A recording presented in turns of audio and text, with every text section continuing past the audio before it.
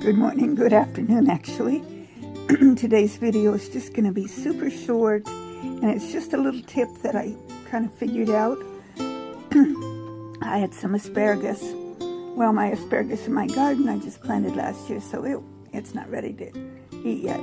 But I bought some, well, my husband bought some asparagus at the store and brought it home. And, you know, I know how to just give it a little, like that, to just cook the nice tender part. But I have all the ends. I thought, I don't want to throw them away or put them in the compost. I want to do something with them. So I thought, well, I wonder if I could make soup. So I just threw them all in a pan with a little bit of water and cooked them for a long time until they were all falling apart. And I can take the potato smasher and kind of smash them up.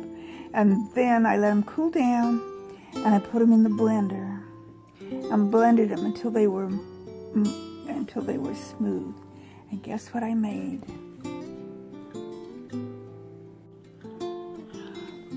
Yep, you're right. I made soup.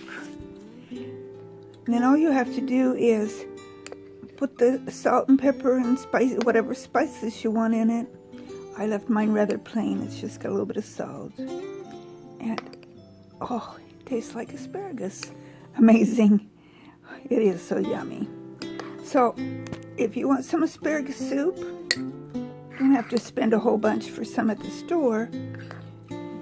Get double duty out of the asparagus spears that you buy, and cook the part that's too stringy just to eat, and smoosh them all up in the blender and make yourself some yummy soup.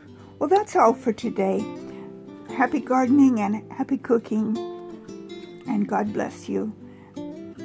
Don't forget, it's God that gives us everything that we have. Let's not forget to give Him the credit for it.